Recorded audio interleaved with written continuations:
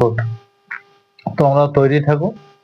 আর একটা বিশেষ আপডেট দেওয়ার আছে, আরআরবি এনটিপিসি যে গ্রাজুয়েট লেভেল এক্সাম হয়েছিল তার রেজাল্ট খুবই তাড়াতাড়ি পাবলিশ হবে। আগস্টের লাস্ট উইকে পাবলিশ হওয়ার কথা ছিল, কোনো কারণবশত হয়নি। আশা করি সেপ্টেম্বর ফার্স্ট উইক বা সেকেন্ড উইকের মধ্যে হয়ে যাবে। আর আরআরবি গ্রুপ ডি যে এক্সাম, তাতে যে কেস হয়েছিল, আইটিআই যে কেস চলছে তাতে স্টে পড়েনি, সুতরাং পরীক্ষা এক্সাম কন্ডাক্ট করতে কোনো প্রবলেম থাকবে না। এক্সাম ঠিক সময়ই হবে, হয়তো নভেম্বরে নয় ডিসেম্বরে বা জানুয়ারি দিকে ফার্স্ট উইকে এক্সাম হতে পারে। আরআরবি যে ট্রেন্ড আছে তাতে বোঝা যাচ্ছে যে নভেম্বর ডিসেম্বর নাহলে জানুয়ারি প্রবল সম্ভাবনা।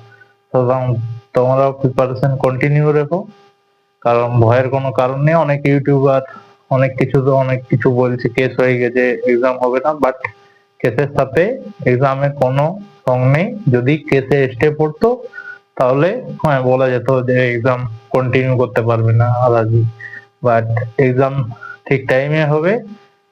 এনটিপিসি গ্রাজুয়েট লেভেলের সিবিটি 2 এর যে এক্সাম, তাতে হাতে মাত্র 15 থেকে 20 দিন পাবে। সিবিটি 1 এর যে রেজাল্ট বার হবে তা 15 থেকে 20 দিনের মধ্যে সিবিটি 2 হবে। আর খুবই তাড়াতাড়ি আন্ডার গ্রাজুয়েটের এক্সামের অ্যান্সার কি পাবলিশ হবে।